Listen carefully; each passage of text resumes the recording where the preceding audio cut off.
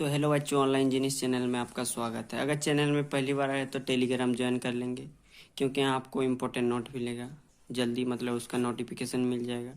उसके बाद ये जो हमारा ऑनलाइन जीनियस चैनल है, इसको अगर पहली बार आए तो लाइक करेंगे, शेयर करेंगे, सब्सक्राइब करेंगे। अगर मेरे से मतलब जुड़ कर बात करना चाहते तो मेरा इंस्टा ID है पुक्कू266। इससे मतलब जुड़ के मेरे से फॉलो करके यहाँ से तुम लोग बात कर सकती है। ये FB ID है, यहाँ से भी तुम लोग मेरे को फॉलो कर सकते हैं। तो आज जो है प्रकाश पाठ से लिया गया है। प्रकाश जो उसको बोला जाता है लाइट, क्लास 8 का ये पाठ कितना है याद नहीं आ रहा, चलो उसको छोड़ दो। प्रकाश लाइट पाठ से लिया गया। तो सबसे पहले देखते हैं प्रकाश क्या है।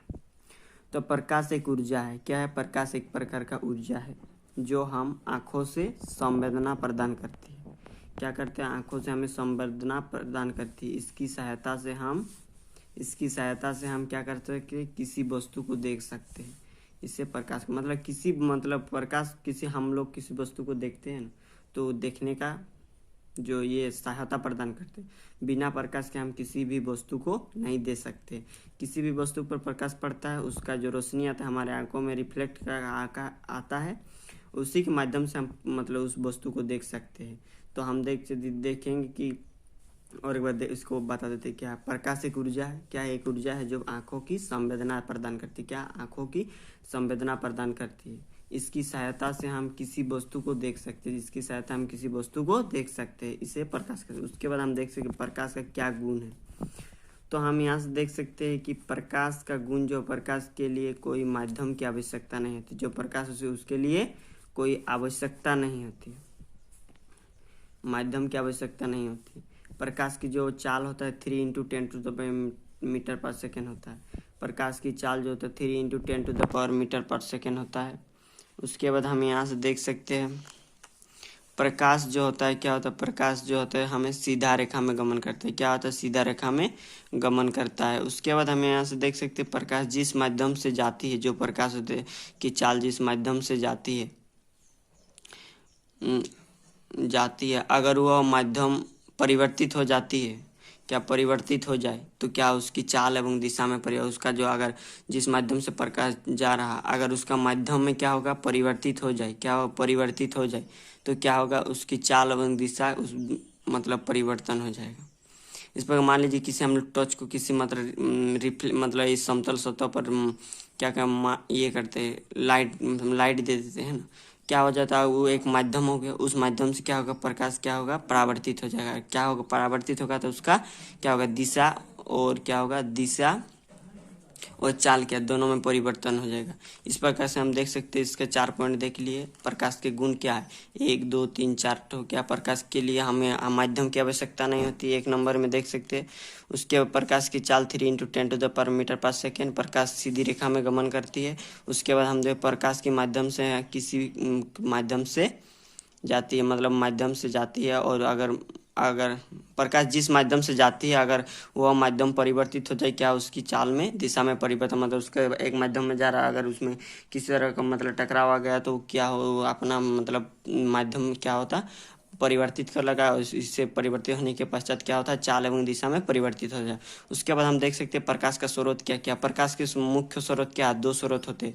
प्रकाश का जो मुख्य स्रोत क्या होता है, 2 मुख्य स्रोत होता है, एक प्राकृतिक स्रोत और एक कृत्रिम स्रोत। प्राकृतिक स्रोत जो हमें प्रकृति से प्राप्त होता है, कृत्रिम स्रोत जो होता है मानव के द्वारा बनाया जाता है। तो उसको हम देखते हैं प्राकृतिक और कृत्रिम को डिफिनेशन के साथ आगे। यहाँ से हम देख सकते हैं प्राकृतिक स्रोत क्या। प्रकृति द्वारा प्रकाश स्रोत जो प्रकृति से हमें प्राप्त होता है, प्राकृतिक स्रोत कहते हैं। उदाहरण सूर्य और तारा जो होता है वो हमें प्रकृति से प्राप्त होता है। सूर्य का प्रकाश जो होता है और तारे भी उसका भी प्रकाश होता है। तो इस प्रकार से हम प्राकृतिक स्रोत के नाम से सूर्य और तारे के जान सकते हैं। उसके बाद कृत्रिम स्रोत क्या है? कृत्रिम स्रोत मनुष्य द्वारा बनाए वस्तु, जो मनुष्य द्वारा बनाए वस्तु से प्राप्त प्रकाश की स्रोतों को कृत्रिम स्रोत कहते हैं। मतलब जो मनुष्य के द्वारा क्या बनाए वस्तु को प्रकाश की स्रोत कहते हैं, कृत्रिम स्रोत कहते हैं। उदाहरण के लिए हम बल्ब देख सकते हैं और मोमबत्ती। बल्ब और मोमबत्ती क्या मानव के द्वारा बनाया जाता है। बल्ब मोमबत्ती को हम जलाते हैं तो उसमें क्या प्रकाश हमें प्राप्त होता है, वो क्या एक प्रकार कृत्रिम स्रोत है। और बल्ब जो होता है हम करंट दे देते हैं तो क्या बल्ब जलने लगता है। इस प्रकार से जो उसमें भी हमें प्रकाश मिलता है तो वो क्या है कृत्रिम स्रोत है। उसके बाद हम देख सकते प्रदीप वस्तु, इसको बोला जाता है लुमिनियस ऑब्जेक्ट, क्या बोला जाता है, लुमिनियस ऑब्जेक्ट। तो ये वस्तु जो प्रकाश उत्सर्जित करती है, क्या वैसे वस्तु जो प्रकाश उत्सर्जित कर मतलब उत्पन्न करता है, और उत्पन्न करता है प्रदीप वस्तु कहलाती है। उदाहरण के लिए सूर्य, तारे आदि, मतलब जो मतलब प्रकाश क्या करता है, उत्सर्जित करते हैं, वैसे वस्तु को हम प्रदीप वस्तु प्रदीप वस्तु लुमिनियस ऑब्जेक्ट कहा जाता है। जैसे उसका उदाहरण सूर्य, तारे आदि। उसके बाद अप्रदीप वस्तु, मतलब वैसे वस्तु जो वैसे वस्तु है जो प्रकाश उत्सर्जित नहीं करती, क्या वो प्रकाश उत्सर्जित नहीं करते, अप्रदीप वस्तु कहलाती है। इसका उदाहरण हम देख सकते हैं कागज, बेंच, डेस्क, पत्थर, किताब, लकड़ी, सब आ सकते हैं। उसके बाद हम देख सकते हैं क्या प्रकाश का परावर्तन क्या है। जब प्रकाश की किरणें क्या होता है, किसी चमकीले सतह पर टकराती है, जब किसी चमकीले सतह पर टकराती है तो वह उसी माध्यम में लौट आता है। जो अगर प्रकाश किसी, मान लीजिए कि हम किसी वस्तु पर इसे लाइट दे दिया, अगर उसमें क्या चमकीले सतह पर है, अगर टकराती क्या उसी माध्यम में क्या टकराती है, उसी माध्यम में लौट आती है जहाँ से वो प्रकाश किरण आई है। मतलब जहाँ से पहले हम लोग उसको प्रकाश की किरण देते हैं, वहीं से वह क्या हो जाता है, आ जाता है, लौट जाती है जहाँ से वो प्रकाश की किरण आई है। प्रकाश परावर्तन कहलाता है। क्या, प्रकाश परावर्तन कहलाता है। तो इस प्रकार से हम देख सकते हैं प्रकाश परावर्तन। मान लीजिए इस प्रकार एक माध्यम है, क्या माध्यम है, अगर हम इसको लाइट देते हैं तो क्या पुनः उसी माध्यम में वो ये आ जाता है, तो उसको हम क्या बोलेंगे, प्रकाश परावर्तन। तो नेक्स्ट जो पॉइंट देखते हैं क्या है, जो प्रकाश परावर्तन, हम ये आपतित किरण यहाँ से देखो एक माध्यम है, क्या है ये एक माध्यम है। इस आपतित किरण यहाँ पर पड़ रहा है और ये इधर क्या है, परावर्तित है, और ये क्या है, अभिलंब है। फिगर में देख सकते हैं, ये इम्पोर्टेंट ही है, बहुत इम्पोर्टेंट है ये, मतलब आएगा आएगा पक्का है, कंफर्म बता रहा है। तो क्या है, आपतित किरण क्या है, जब प्रकाश की किरणें किसी चमकीले सतह पर टकराती है, जब प्रकाश की जो किरण होता है किसी चमकीले सतह पर टकराती है तो उसे उसे हम आपतित किरण कहते हैं। उसे हम क्या कहते हैं, आपतित किरण कहते हैं। जब प्रकाश की किरण किसी चमकीले सतह पर टकराती है तो उसे हमें आपतित किरण कहते हैं। क्या कहते हैं, उसे हम आपतित किरण कहते हैं। उसके बाद परावर्तित किरण क्या है, जब प्रकाश की किरण किसी चमकीले सतह पर टकराते हैं, मतलब वो आपतित किरण उधर से आने वाला वो चमकीले सतह पर टकराते तो उस आपतित किरण कहते हैं। उसके बाद परावर्तित किरण, जब प्रकाश की किरण किसी चमकीले सतह पर टकराती है एवं पुनः किरण उसी माध्यम में क्या हो, लौट जाती है। टकराने के बाद उसी माध्यम में क्या हो जाता है, यहाँ से देख सकते हैं, ये देखो आपतित किरण है, टकराने के बाद उसी माध्यम में वापस लौट जाती है। क्या उसी माध्यम में वापस लौट जाती है, टकराती है एवं पुनः उसी माध्यम में लौट जाती है जिस माध्यम से वह किरणें आई हो, और जिस माध्यम से वे आई हो। इस तरह की किरणों को परावर्तित किरण कहते हैं। उस प्रकार की किरण को क्या कहते हैं, परावर्तित किरण। तो यहाँ से हम देख सकते हैं आपतित किरण देख लिए और परावर्तित किरण। परावर्तित किरण क्या है, जब प्रकाश की किरण किसी चमकीले सतह पर टकराती है तो उसे हम आपतित किरण कहते हैं। उसे क्या कहते हैं, आपतित किरण। उसके बाद जब परावर्तित किरण कहते हैं, परावर्तित किरण जब प्रकाश की किरण किसी चमकीले सतह पर टकराती है, चमकीले सतह पर टकराती है एवं पुनः वह किरण उसी माध्यम में क्या हो जाता है, लौट जाती है। उसी माध्यम में वो लौट जाती है, तो जिस माध्यम से वह किरणें आई हो उसी तरह किरणों का हम क्या बोलते हैं, परावर्तित किरण। और जो होता है आपतन कोण, जो उसमें बनने वाला जो कोण है, परावर्तित किरण नहीं, आपतित किरण और परावर्तन के बीच में और अभिलंब के बीच में जो बनने वाला किरण है उसको आपतन कोण और परावर्तन कोण बोला जाता है। तो आपतन कोण क्या, आपतन किरण एवं अभिलंब के बीच क्या पाए जाने वाले कोण को आपतन कोण कहते हैं। उसको आर से नोटेशन किया जाता है। उसके बाद आपतन कोण को आई द्वारा ये प्रदर्शित करते हैं या नोटेशन किया जाता है। यहाँ से देख सकते हैं परावर्तन कोण, जो आपतित कोण देख लिया, क्या था, आपतन कोण देखा। उसके बाद परावर्तन कोण, परावर्तन किरण एवं अभिलंब जो होता है, क्या अभिलंब के बीच वाले क्या होते हैं, कोण को परावर्तन कोण कहते हैं। उसके बीच वाले कोण को क्या कहते हैं, परावर्तन कोण कहते हैं। और परावर्तन को आर द्वारा नोटेशन किया जाता है, मतलब दर्शाया जाता है।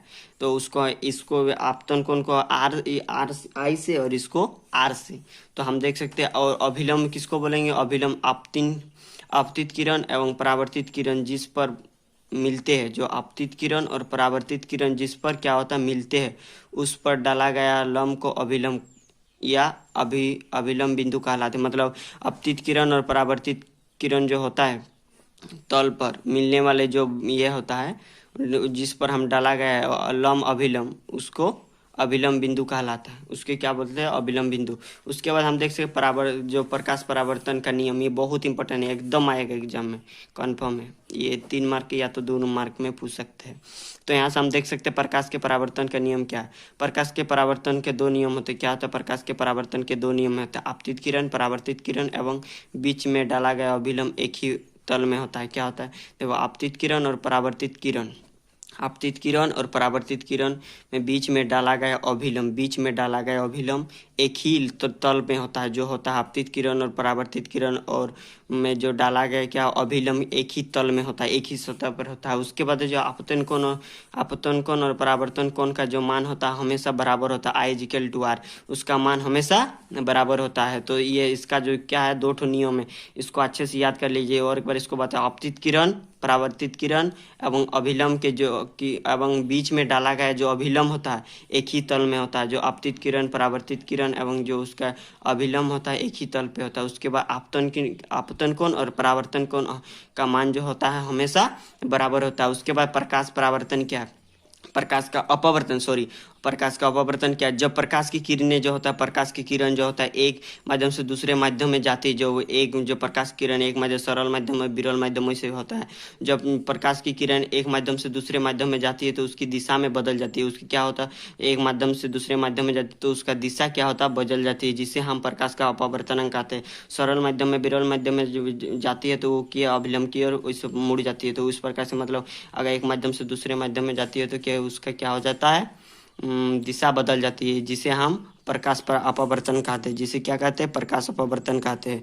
तो नेक्स्ट जो पॉइंट देखते हैं क्या है, यहाँ से हम देख सकते हैं उसका जो फिगर, ये अपर क्या है, अपवर्तनांक वाला, क्या प्रकाश का अपवर्तनांक वाला। यहाँ से देख सकते हैं वायु माध्यम क्या होता है। यहाँ से देखो वायु के से ये वायु में था वो पानी में गया तो क्या हो, ये एक तरफ तो इसमें दिशा में परिवर्तन हो गया, देखिए एक तरफ मतलब ये थोड़ा मुड़ गया। उसके बाद हम देख सकते हैं समतल दर्पण क्या है, ऐसे दर्पण जिसका परावर्तन पृष्ठ क्या समतल होता है, मतलब ऐसे परावर्तन जिसका परावर्तक जो पृष्ठ होता है वो क्या होता है, समतल होता है, उसे हम समतल दर्पण कहते हैं। इसका जो फिगर है समतल दर्पण का फिगर तुम लोग किताब से देख के बना लीजिए। उसके बाद जो प्रतिबिंब क्या है, प्रतिबिंब के बारे में देखते हैं।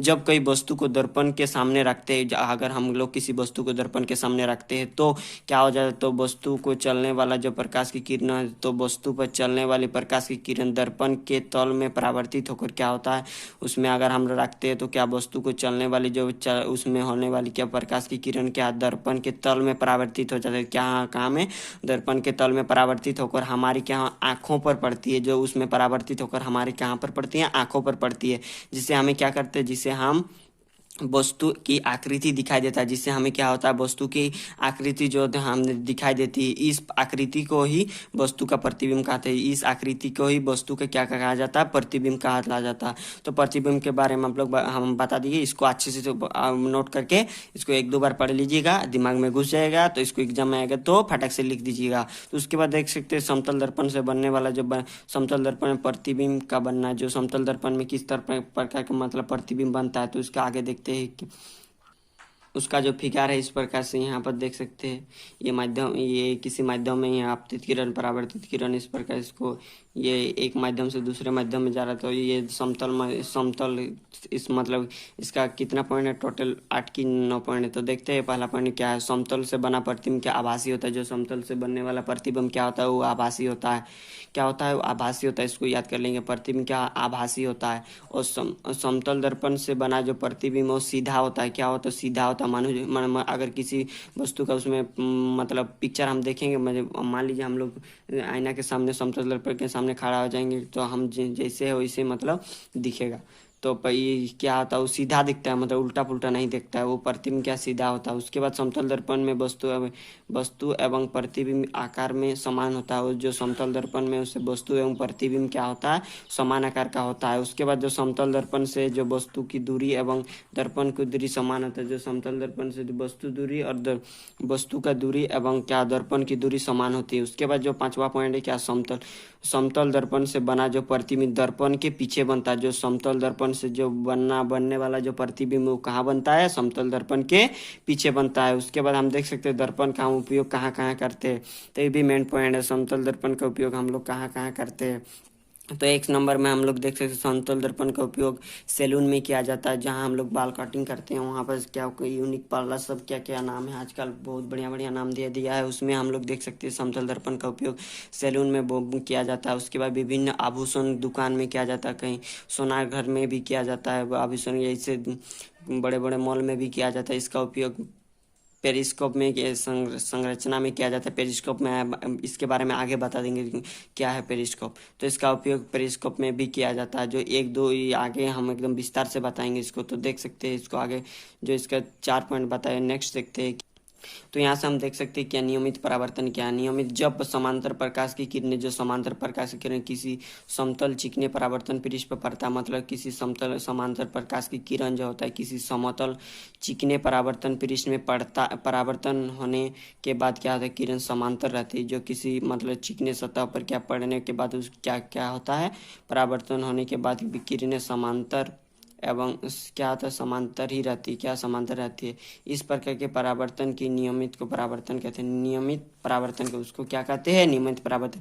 ये देख सकते हैं, ये आने वाला क्या है, आपतित किरण इसको बोला जाता है। आपतित किरण, इसके परावर्तन इसको परावर्तित हो जा रहा है, तो इसको परावर्तित किरण। उसके बाद हम देख सकते हैं विसरित परावर्तन क्या है। विसरित, जब समांतर प्रकाश की किरण किसी समतल एवं रुखड़े परावर्तन पृष्ठ में परावर्तन के पास कोई मतलब क्या है, समांतर प्रकाश की किरण है किसी समतल एवं रुखड़े परावर्तक पृष्ठ से क्या परावर्तन के बाद, रुखड़े परावर्तन पृष्ठ के बाद क्या होता है कि समांतर नहीं रहती है, वो समांतर नहीं रहती है, मतलब रुखड़े सतह पर पड़ने के बाद क्या होता है, वो समांतर नहीं रहती है। इस प्रकार के परावर्तन को विसरित परावर्तन का नियम कहते हैं। यहाँ से तुम लोग फिगर में देख सकते हैं, ये रुखड़े ये है, ये आपतित किरण है, परावर्तित हो रहा है, तो इसमें क्या होता है कि समांतर नहीं रहती है उसमें।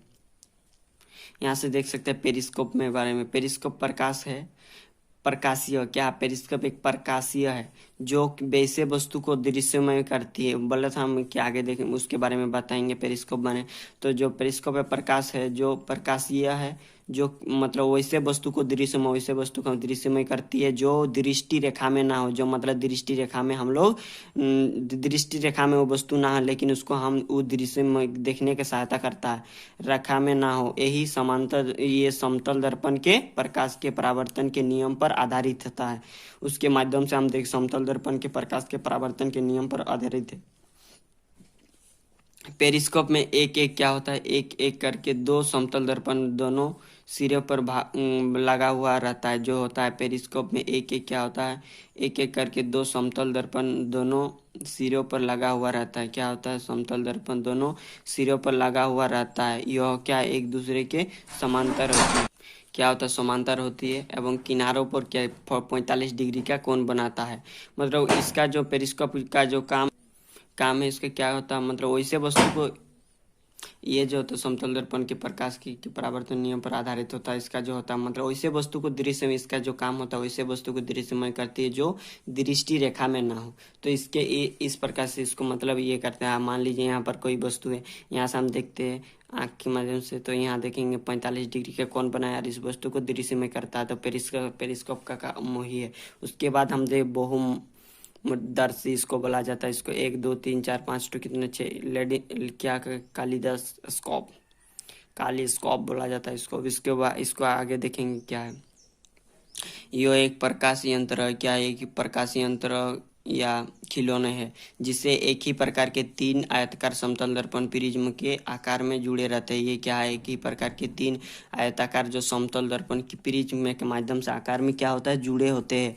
और क्या होता है, प्रकाश जो होता है परावर्तन के अनुसार जो रंगीन का होता है ना, प्रकाश परावर्तन के अनुसार रंगीन कांच के टुकड़ों जो होता है, रंगीन कांच के टुकड़ों एवं क्या सुंदर पैटर्न पर बन जाते हैं। वो क्या होता है, उसके मतलब समतल दर्पण के प्रिज्म के आकार में जुड़े, मतलब उसके आकार में जुड़े होने के पश्चात क्या प्रकाश के परावर्तन के अनुसार रंगीन कांच के टुकड़ों क्या हो जाए एवं सुंदर पैटर्नों में बन जाते हैं। उसके बाद जो इसके तीन समान आकार के आयताकार समतल दर्पण लेते हैं। क्या होता है, 3 समान आकार के समतल दर्पण लेते हैं एवं उन्हें प्रिज्म के रूप में जोड़ते हैं। क्या के रूप में, प्रिज्म के रूप में जोड़ते हैं। कोई समतल दर्पणों के बीच कोण क्या हो जाता है, 60 डिग्री का कोण बन जाता है। इसके बाद क्या है, इस प्रिज्म को मोटी चार्ट पेपर लेते हैं। उसके बनी बेलनाकार से नाली में क्या होता है, ये करते थे, मजबूती से क्या कर जोड़ते हैं और नाली के ऊपर से सिरे को क्या गत्ते से बंद कर देते हैं और एवं उसमें छोटा सा छेद कर देते हैं। इस नली के दूसरे सिरे को इस पर माध्यम से उसको ये करते दर्शाते हैं। तो इसके बाद हम देख सकते हैं आगे क्या है। ये वाला जो क्वेश्चन है एकदम बढ़िया क्वेश्चन है, एकदम इम्पोर्टेंट क्वेश्चन ही भी आ सकता है। प्रकाश वर्ण विक्षेपण क्या है? जब क्या होता है, जब प्रकाश की किरणों को जो प्रकाश की किरणों को क्या प्रिज्म के माध्यम से गुजराते हैं तो क्या होता है, इसमें 7 रंगों में विभक्त हो जाते हैं। क्या हो जाता है? 7 रंगों में विभक्त हो जाती है।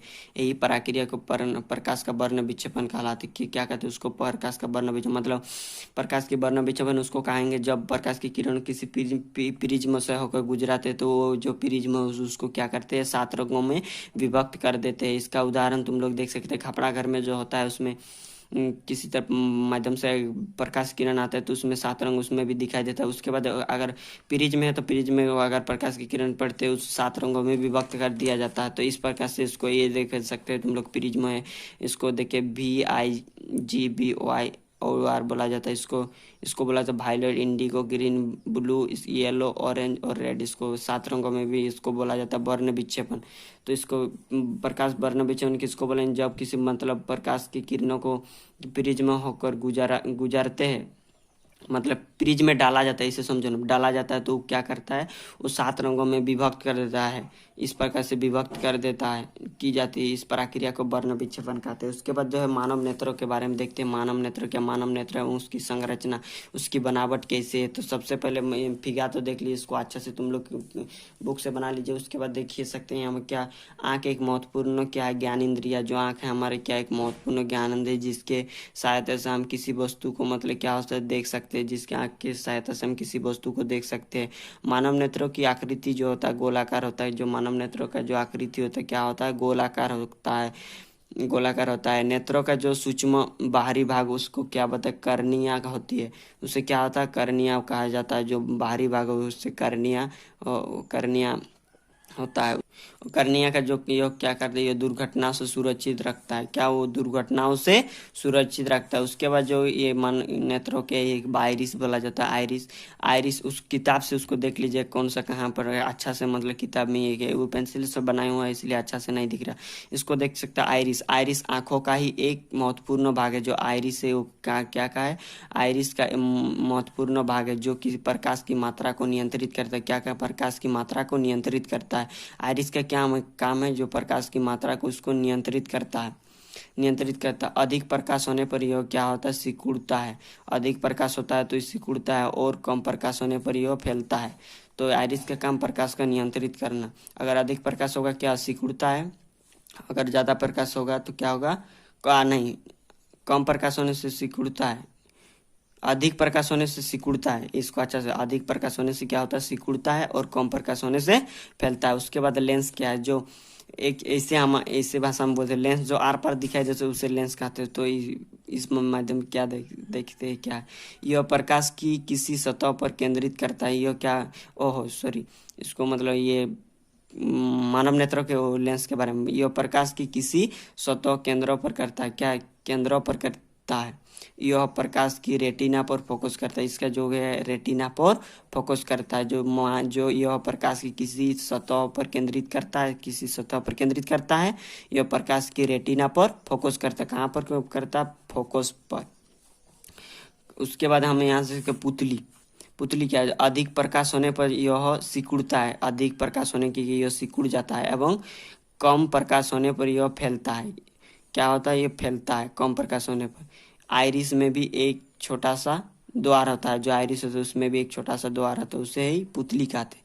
उसे क्या कहते हैं? जो आइरिस में एक छोटा सा द्वार होता है उसको पुतली कहा जाता है, कहते हैं। उसके बाद जो है रेटिना क्या? लेंस जब प्रकाश किसी सतह पर फोकसित करता है, जो लेंस होता है किसी प्रकाश की सतह पर फोकसित करता है तो वह सतह रेटिना कहलाता है। वो क्या सतह? रेटिना कहलाता है।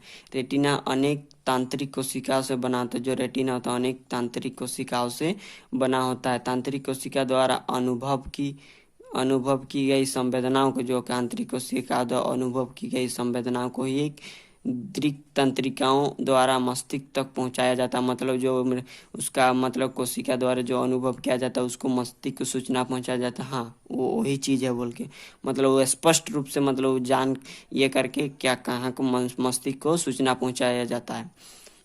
तो ये रेटिना के बारे में देख लिए, तो आगे क्या है देखते हैं। यहाँ शंकु के बारे में, तो आँख के दृष्टिपटल को क्या पर रेटिना में उपस्थित एक ही प्रकाश ग्रही कोशिका होती है। क्या होता है? एक ही प्रकाश ग्रही कोशिका होती है। शंकु जो होता है रंग दृष्टि प्रदान करते हैं। क्या शंकु के जो काम है, क्या रंग दृष्टि का प्रदान करते हैं, दृष्टि को रंग दृष्टि प्रदान करते हैं और अधिक प्रकाश में काम करते हैं। क्या अधिक प्रकाश में काम करते हैं? ये जो शंकु है आंखें की दृष्टिपटल रेटिना पे उपस्थित एक प्रकाशीय कोशिका होता है। क्या होता है? प्रकाशीय कोशिका होता है। शंकु की रंग दृष्टि प्रदान करते हैं, हमारे अधिक प्रकाश में काम करते हैं। उसके बाद अंध बिंदु दृक तंत्रिका रेटिना में, तंत्रिका एवं रेटिना में एवं इसको बोला जाता है। एवं रेटिना में क्या कोई भी तांत्रिक कोशिका नहीं पाया जाता। जो होता है रेटिना में कोई भी तांत्रिक कोशिका नहीं पाया जाता है। नेत्रों का देखभाल हम किस तरह से कर सकते हैं? तो हमें नेत्रों का जो देखभाल हम किस तरह कर, हम आँखों को क्या करें, बार बार साफ पानी में धोना चाहिए। जो होता है आँख को हम लोग बार बार साफ पानी में धोना चाहिए। उसके बाद रात में जो कंप्यूटर या लैपटॉप हम लोग चलाते या मोबाइल चलाते समय क्या घर की लाइट को क्या करने, ऑफ करके नहीं, जला के उसको मतलब यूज करना है। लाइट को जला रखना चाहिए। उसके बाद हम देख सकते हैं जो तीसरा पॉइंट, हमें आँखों की रगड़ना नहीं चाहिए। हमें अगर मान लीजिए कुछ तिनका उनका हमारे आँख में चला गया तो उसको हम रगड़ेंगे नहीं, उसको रगड़ना नहीं चाहिए। और उसके बाद तालाब में नहीं नहाना चाहिए, तालाब में नहीं नहाना चाहिए। तो यहाँ से मतलब पार्ट क्या हो गया, ख़त्म हो गया। तो इसका जो क्वेश्चन आंसर है नेक्स्ट वीडियो में आ जाएगा। इसमें मतलब वन शॉट में इसका जो मेन पॉइंट जितना था सबको ले लिया। अगर चैनल में आप अगर पहली बार आए तो लाइक करेंगे, शेयर करेंगे, सब्सक्राइब करेंगे। ये ज्वाइन टेलीग्राम, अगर इम्पोर्टेंट नोट चाहिए तो इसको ज्वाइन कर लीजिए। ऑनलाइन जिन इसको सब्सक्राइब कीजिए, सपोर्ट कीजिए।